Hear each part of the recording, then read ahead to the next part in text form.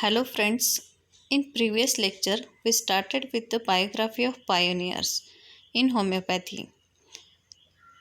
In previous part we study the biography of Dr. J.T. Kent and biography of Dr. Herring. Now in today's lecture we are going to discuss the one of the most important biography which means lot of to the homeopathy, that is next to the Hahnemann, that is the biography of Clemens Maria Franz on Bonning-Hussen, that is Dr. Bonning-Hussen. This is the most important biography, that is he contributed lot of to the homeopathy. His full name was, that is Clemens Maria Franz on Bonning-Hussen. The full name is also very important as it is the most important question or repeatedly asked question for 2 marks. That is the full name of Dr. Bonning-Hussen. That is Clemens Maria Franz on Bonning-Hussen. Now we will discuss about his work and family. The birth and the family. That is Bonning-Hussen was one of the most noteworthy of the early practitioners of homeopathy, as Dr. Bonning-Hussen was born to one of the oldest noble families of Westphalia, Germany. He born in the Netherlands on March 12 in 1785 on the ancestral estate of the Overijssel.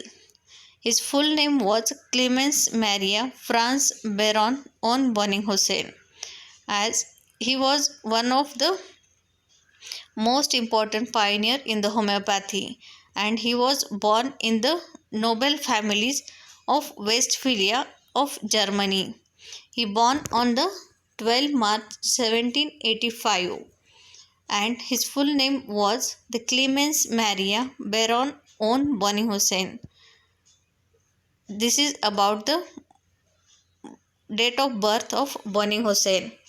Now regarding the family, that is his father name was, that is Ludwig Ernst von Bonning-Hussen, and that is Chamberlain of the Prince of the Munster and the Knight of the Dutch Order. His mother's name was Theresia, Baroness of Wych on Vienne.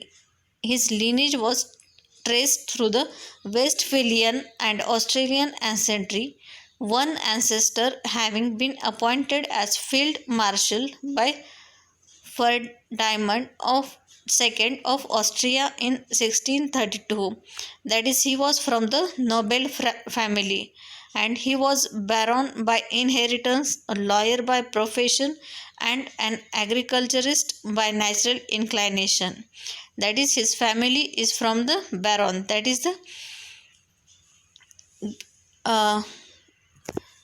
baron is given to his family, that is from the noble, that is one who is having a nobility from the Britain, that is called as a baron.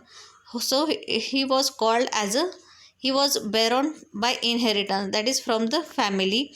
Then a lawyer by profession, that he studied about the, that is LLB, that is for he was lawyer, and an agriculturist by the natural inclination, that is he having very interested in natural botany or the agricultural field, so he was called as an agriculturist by the natural inclination.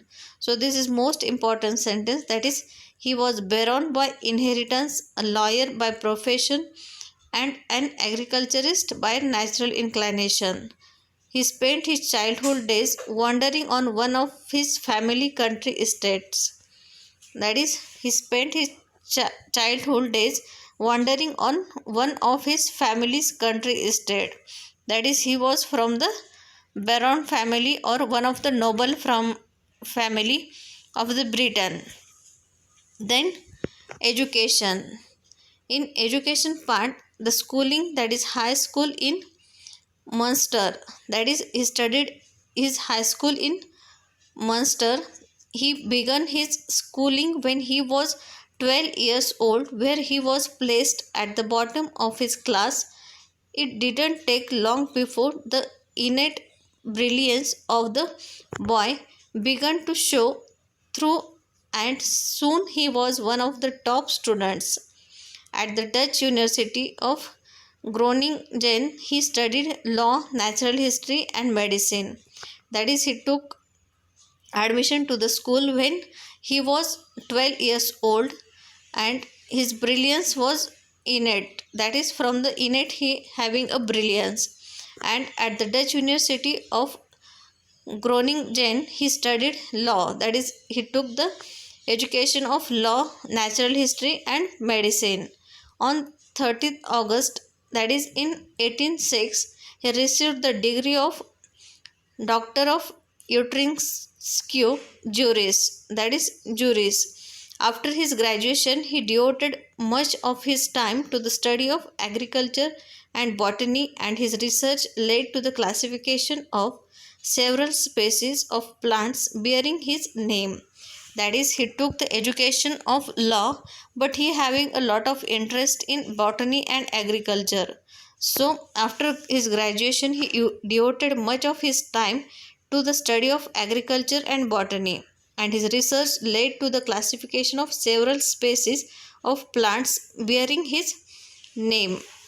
That is, he done lot of classification of several species of plants, that is bearing to his name.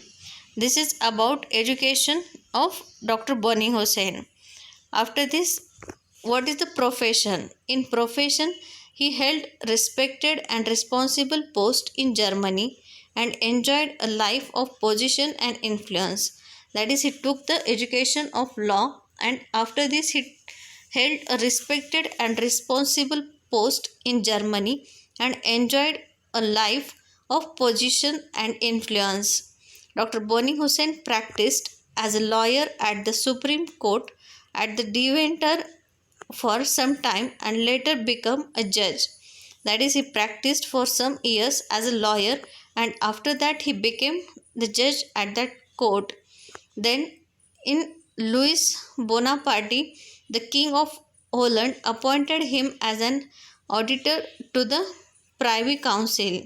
That is, the Louis Bonaparte, the King of the Holland, appointed him as an auditor to the Privy Council to his state.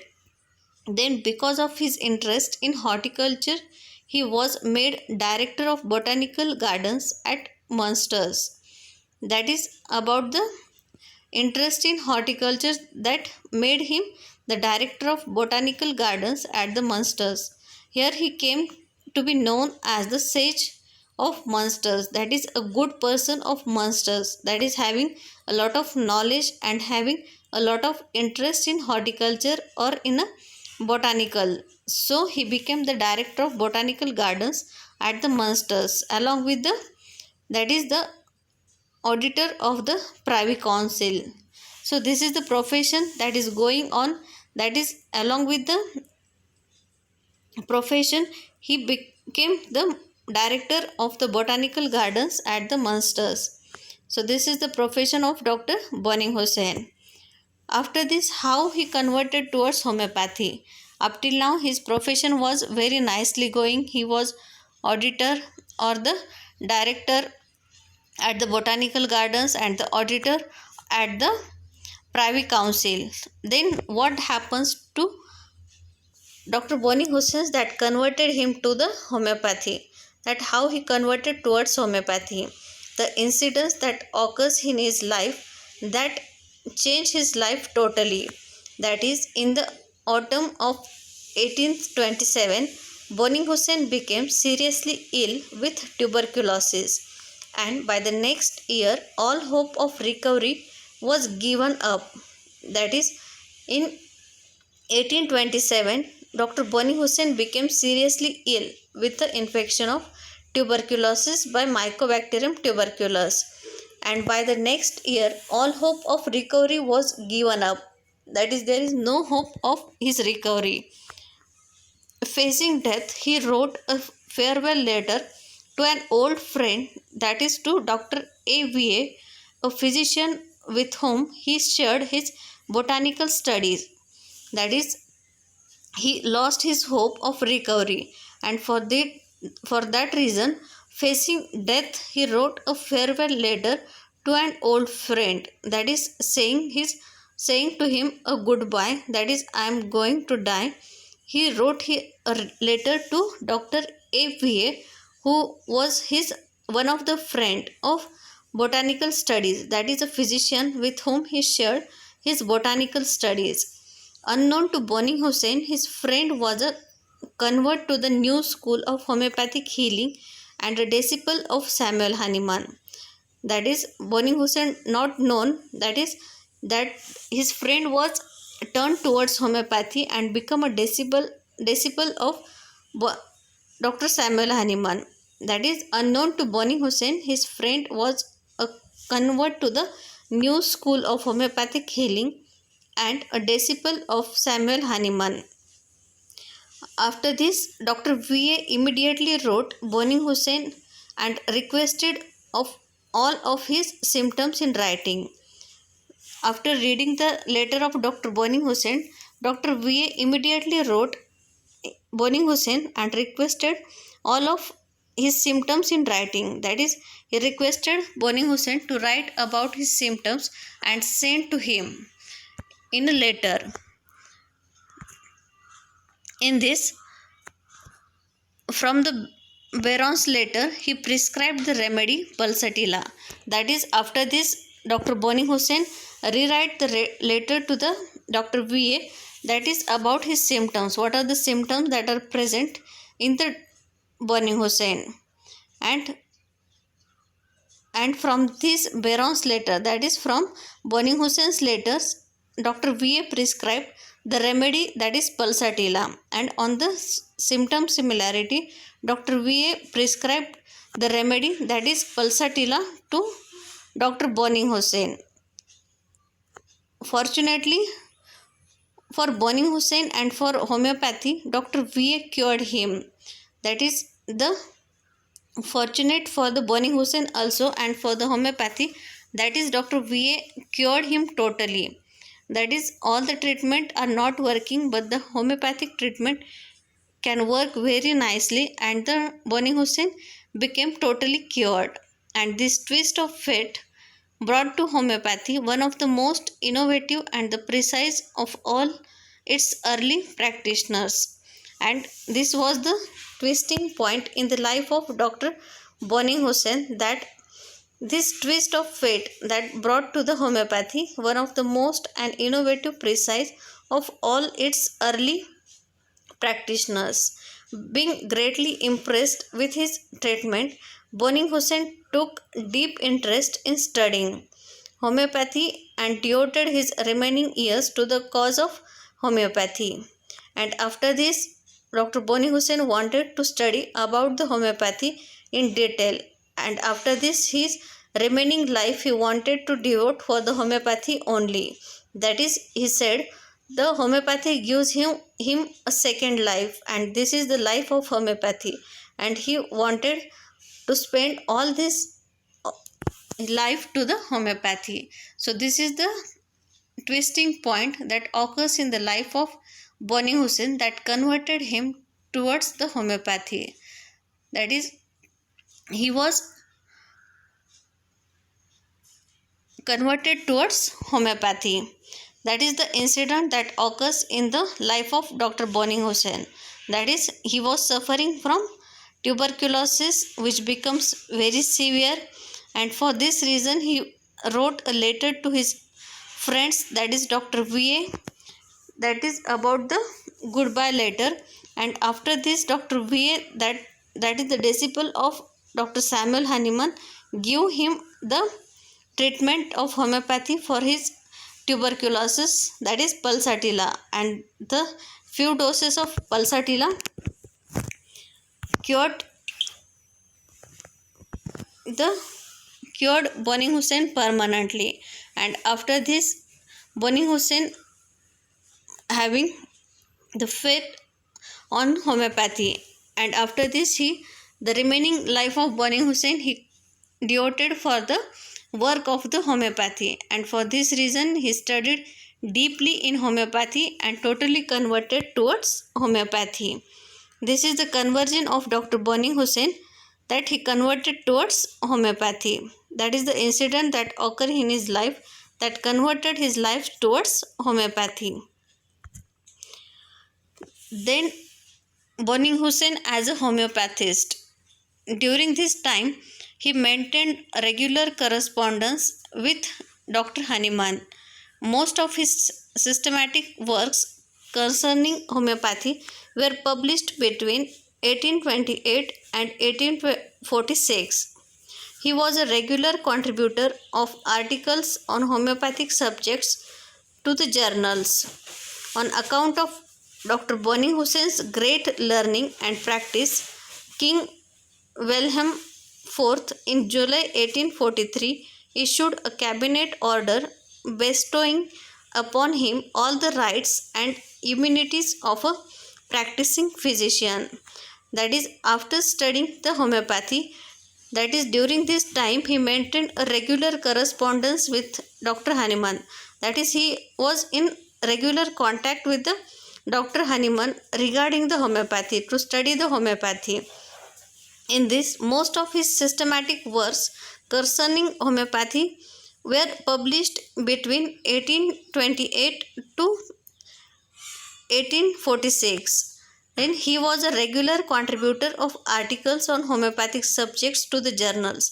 That is, he contributed lot of articles on homeopathic subjects to the journals. And during that time, on account of Dr. Boni Hussein's great learning and practice, King Wilhelm IV in July 1843 issued a cabinet order bestowing upon him all the rights and immunities of a practicing physician. That the king at that time gave him a permission or all the rights about the practicing physician, or give him a doctorate degree to practice the homeopathy in 1843. This is as a homeopathist. His suffer as a homeopathist started in 1843.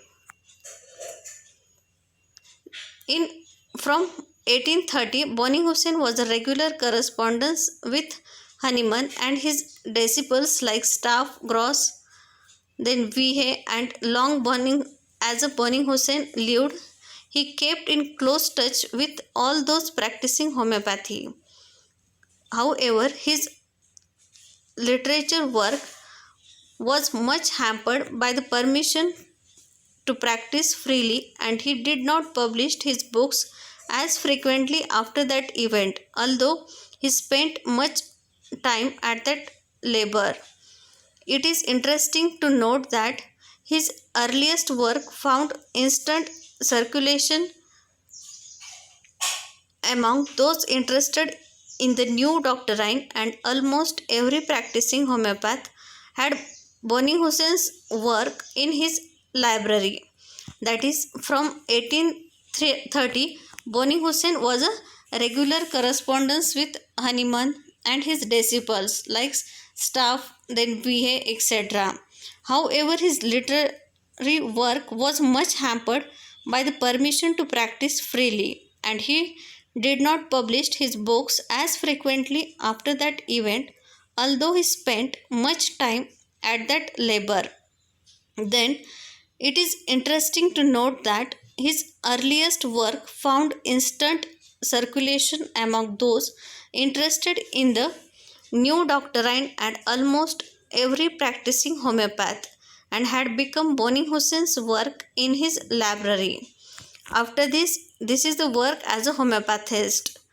Then, after the proclamation empowering him to practice medicine in 1848, he founded the Society of the Homeopathic Physician of Westphalia and Rhineland, and started early assembly of the homeopathic physician of the region, which flourished for many years under the interest which was roused in the homeopath whom Boni Hussain drew about him. That is, after the permission to the practice as a homeopath In 1843, he practiced medicine. In 1848, he founded the Society of the Homeopathic Physicians of Westphalia. That is, he founded the Society for the Homeopathic Physician of Westphalia and started yearly assembly of the homeopathic physicians of the region. That is, yearly assembly can be gathered of the homeopathic physician of the region, then which flourished for many years under the interest which was roused in the homeopath whom Boni Hussain drew about him. That is, he started this assembly for the homeopathic physician since 1848. He also was made member of nearly all the existing homeopathic societies, and he became the member of nearly all the existing homeopathic societies. The Western Homeopathic Medical College in Cleveland in 1854 gave him an honorary diploma. That is, the Western Homeopathic Medical College in Cleveland in 1854 gave him an honorary diploma. The Emperor of France appointed him a Knight of a Legion of Honor on April 20 in 1861. That is, by the Emperor of France. Then Boni Hussain was a close friend of Adolphe Lippi and also of Carol Dunham. Both of these men expressed their appreciation of the work Boni Hussain had accomplished in volume of the American Homeopathic Review. That is, Boni Hussain was a close friend of Adolphe Lippi and also of Carol Dunham. Both of these men expressed their appreciation of the work Boni Hussain had accomplished in Volume 4 of the American Homeopathic Review.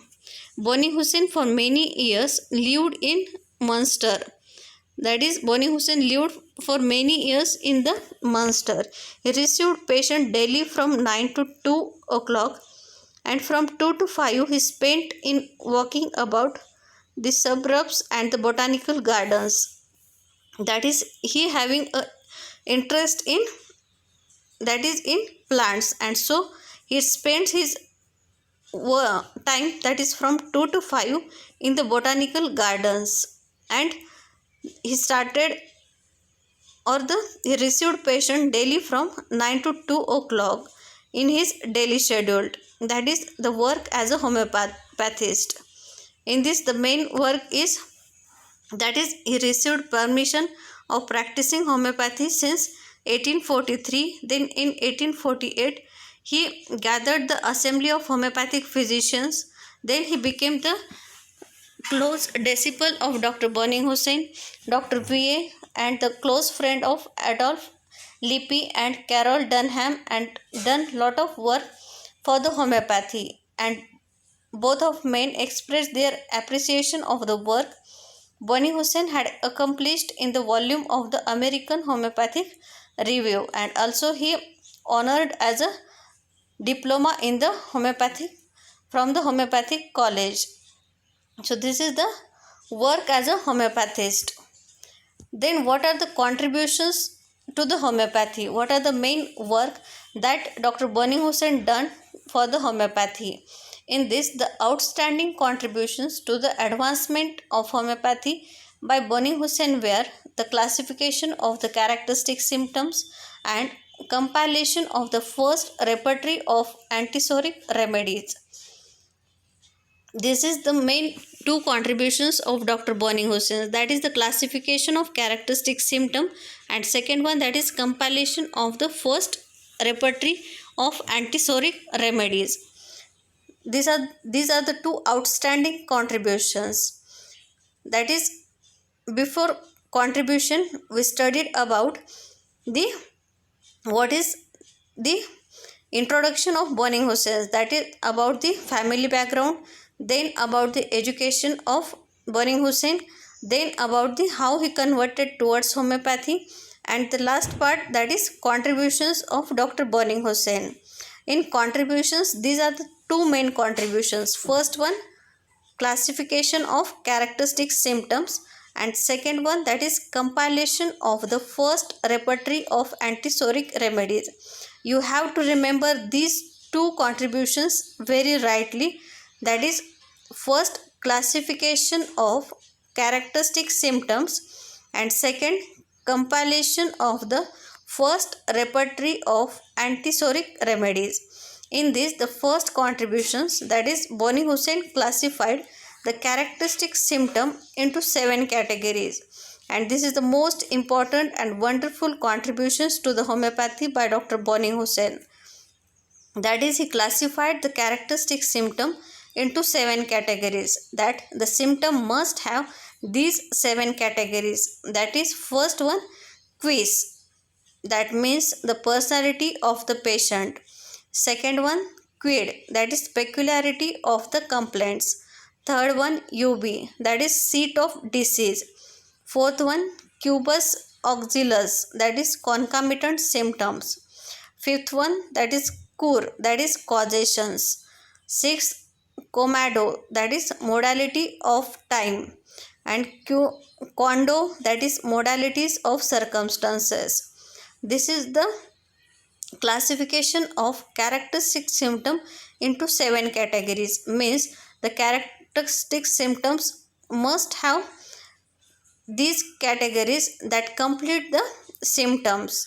Means he put forth the definition of characteristic symptom as a complete symptom, as every characteristic symptom must be a complete symptom, and when the characteristic symptom is a complete symptom, then and then we can find a similarity very correctly to the patient. So this is the 7 categories of characteristic symptom, that is the complete symptom, that gives the complete symptom.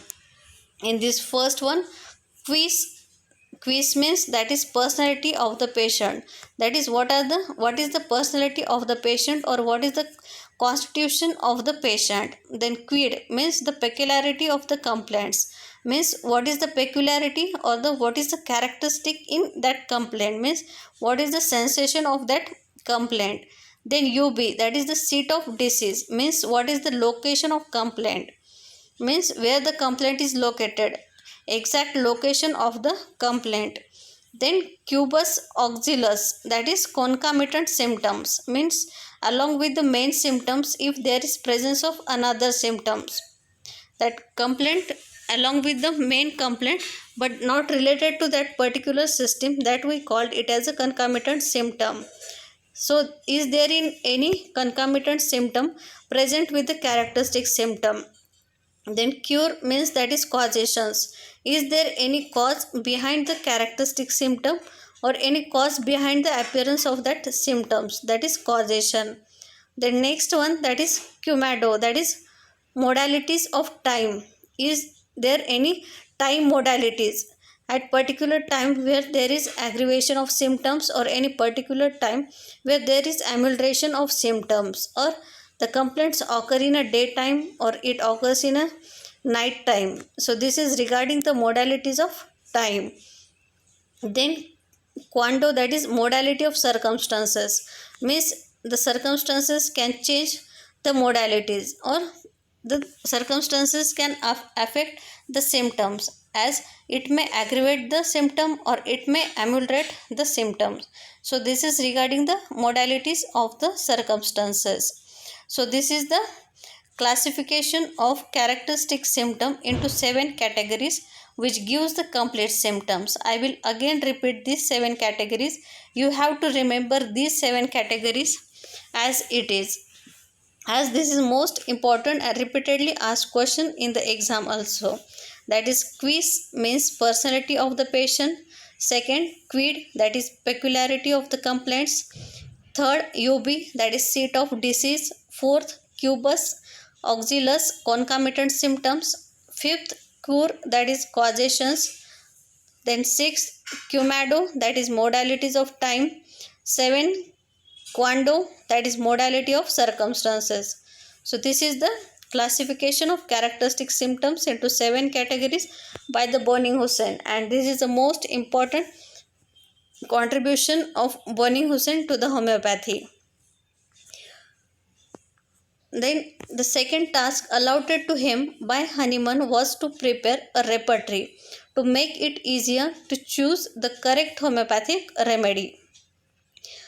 We see the first main important contribution. Now the second important contribution, that is compilation of the first repertory, that is antisoric remedies. In this, the second task that is allotted to him by Hahnemann was to prepare a repertory to make it easier to choose the correct homeopathic remedy. And this was the task that allotted by the Hahnemann to prepare a repertory to make a easier to choose the correct homeopathic remedy, and it was very difficult and time consuming to select the similimum from the vast materia medica, and hence the idea of repertory was the only answer.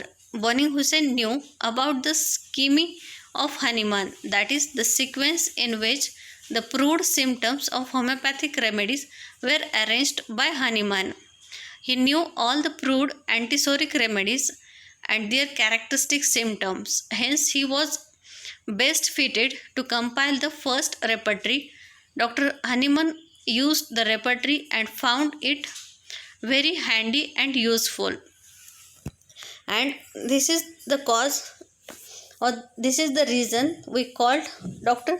Boni Hussain as the father of repertory, as first repertory was prepared by Dr. Boni Hussain, and this was the task that is allotted by Hahnemann to prepare a repertory to make it easier to choose a correct homeopathic remedy to a homeopath, as there are number of symptoms or number of remedies in materia medica, and to choose a correct similimum or correct homeopathic remedy, it is very difficult task, that is to select the homeopathic remedy from these vast number of symptoms and vast number of remedies from the materia medica. And for this reason, Dr. Hahnemann allotted Boni Hussain, or give a task to Boni Hussain, that to prepare a repertory that make easier to choose a correct homeopathic remedy to select the similimum, and it was very difficult and time consuming to select the similimum from the materia medica. Hence, the idea of repertory was only the answer for this reason.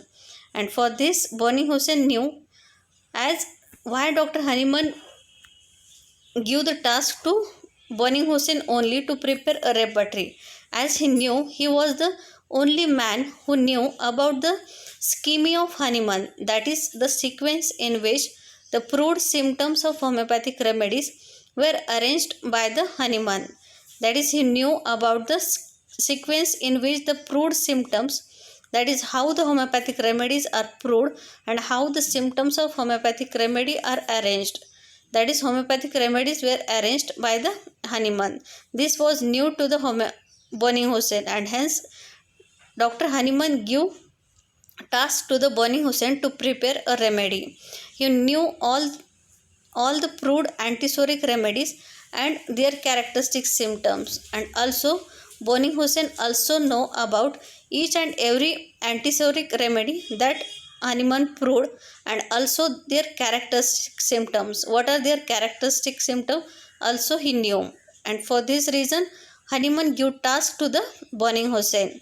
Hence, he was the best fitted compile the first repertory. Dr. Hahnemann used the repertory and found it very handy and useful.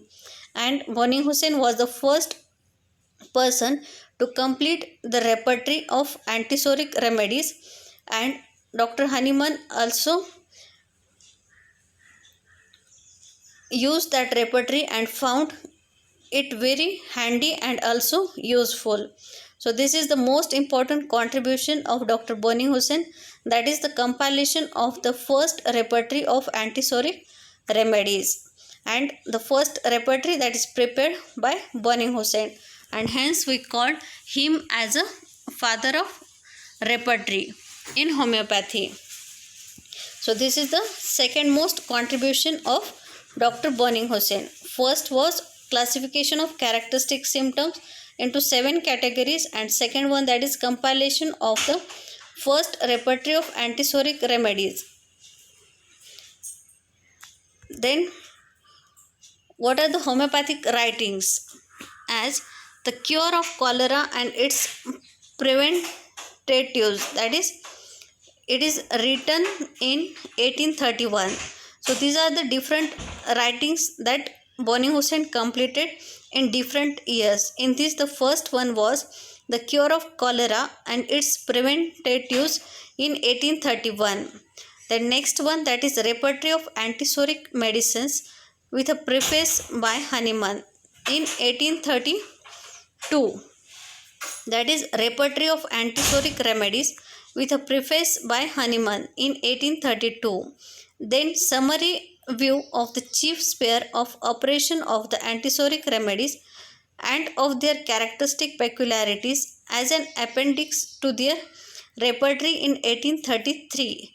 That is the summary of the chief sphere of operation of the antisoric remedies and of their characteristic peculiarities as an appendix to their repertory in 1833. Then an attempt at a homeopathic therapy of intermittent fever in 1833.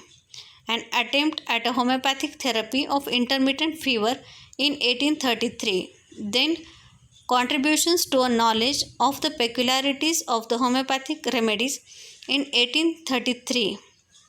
That is, contribution of a knowledge of the peculiarities of the homeopathic remedies in 1833. Then homeopathic diet and a complete image of a disease in 1833.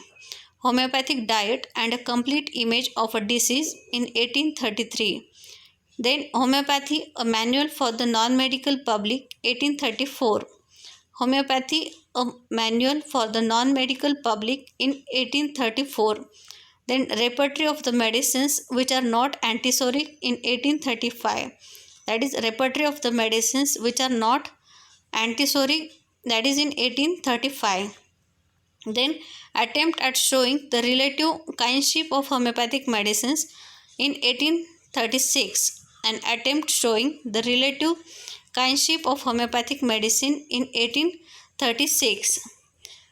Then the therapeutic manual for the homeopathic physician for the use at the sickbed and in the study of Materia Medica Pura in 1846.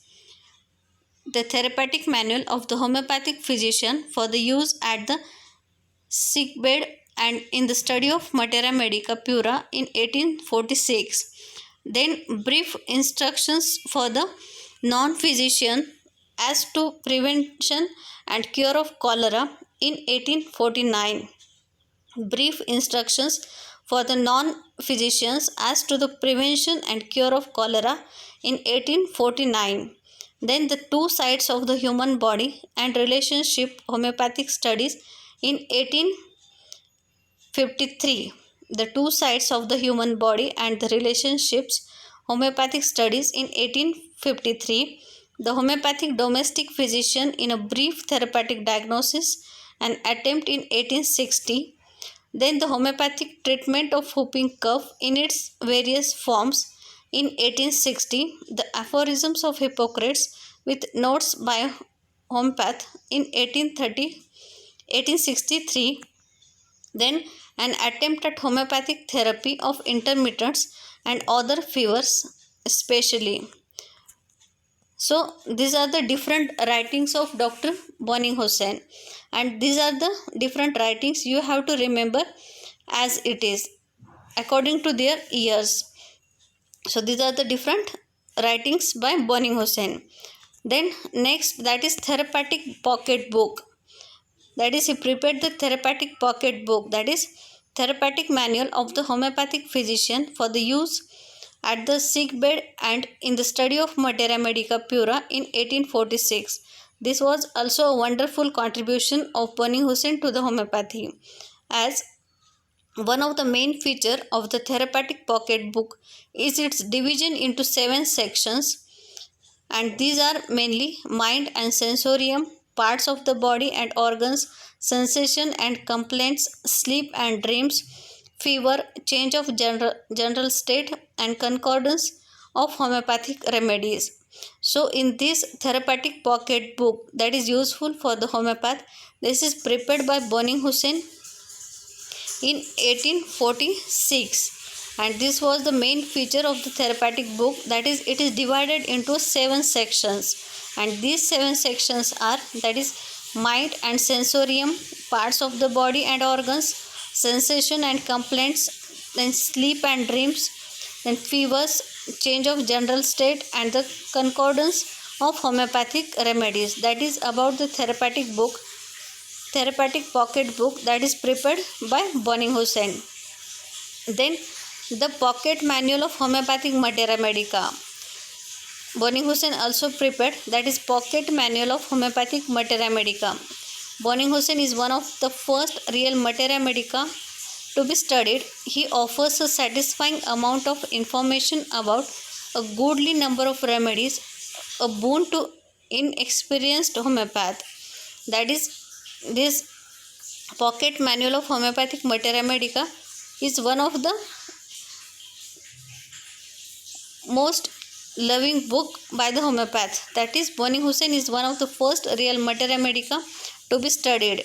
That he offers satisfying amount of information about a goodly number of remedies. That is, he gives about a satisfying amount of information about the number of remedies and a boon to inexperienced homeopath. That is, it is a boon to inexperienced homeopath. That is a pocket manual of homeopathic materia medica. Then the lesser writings of Boning Hussein. That is, all the magazines, articles penned by Boning Hussein, as well as a few of the smaller pamphlets collected by T.L. Bradford and translated into English by H. Tuffle. That is, he wrote many articles to many of the magazines, and these are all collected by the T.L.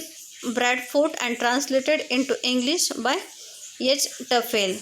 These are the lesser writings, some of the lesser writings of Boning Hussein. In this, we see the different writings of Boning Hussein. In this, the main writings in this are, that is, therapeutic pocket book, then pocket manual homeopathic materia medica, then lesser writings of Boning Hussein, then the new manual of homeopathic materia medica. That is, William Borick created this reformatted version of Boning Hussein's classic pocket manual, and this is also most important writing of Boning Hussein. That is, new manual of homeopathic materia medica, that is created by William Borick of Boning Hussein. So these are the main writings of Boning Hussein. Then the last part of biography of Boning Hussein, that is the dismiss. That is, he lived to attain the age of 79 years, dying of apoplexy of January at 26 in 1864. That is, he lived to attain the age of 79 years of age. That is, he devoted his totally whole life to the homeopathy, as the second life given to him by the homeopathy, and this second life he totally devoted to the homeopathy, and he died at the age of 79 years on 26 January 1864, and this is due to the apoplexy. Then no one man except Hahnemann has left no deep an impress upon the literature of homeopathy, or has exerted so great an influence in favor of the homeopathy taught by Hahnemann as Boning Hussein.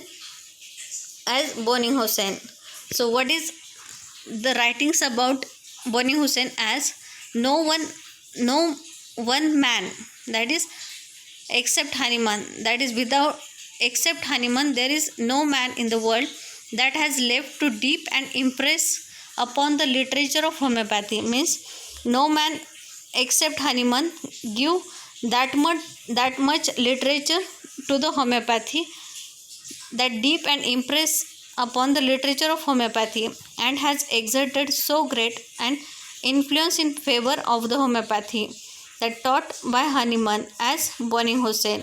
So Boni Hussein gives that deep impress upon the literature of homeopathy and so great an influence in favor of the homeopathy. His therapeutic pocket book, first published in 1846, has been a guide to many, and other of the works of his scholarly pen has also been held in demand by the believers in pure homeopathy, as is one of the most important writing, that is his therapeutic pocket book, was published in 1846, and it was had been a guide to many of the homeopath, and other of the works of the scholarly pen have also been held in demand by the believers in pure homeopathy. He devoted himself especially to presenting the materia medica so that the chief characteristic of each remedy might be thoroughly understood by the practitioners, and his writings are mostly devoted to that object. That is the second one, that is he devoted himself especially to presenting the materia medica, and so that the chief characteristic of each remedy might be thoroughly understood by the practitioners, and his writings are mostly devoted to that subject. And the great literature of his life was probably his editorship of the aphorisms of Hippocrates with the glosses of a homeopathist. That is, the great literary work of his life was probably his editorship of the aphorisms of Hippocrates with the glosses of a homeopathist.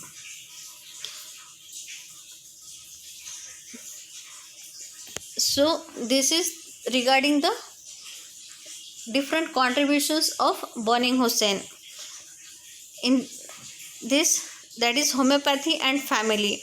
That is, after his life, of his 7 sons, 2 eldest chose homeopathic medicine as their profession, which was great joy to him. That is, his 2 sons, that is, out of 7 sons, his 2 eldest choose the homeopathic medicine as their profession, which was great joy to him. The elder of these sons practiced for a time in the neighborhood of his boyhood home, later going to Paris, where he married the adopted daughter of Hahnemann's widow. That is, he is one of the son that got married with the adopted daughter of Hahnemann's widow, that is Mary Melanie.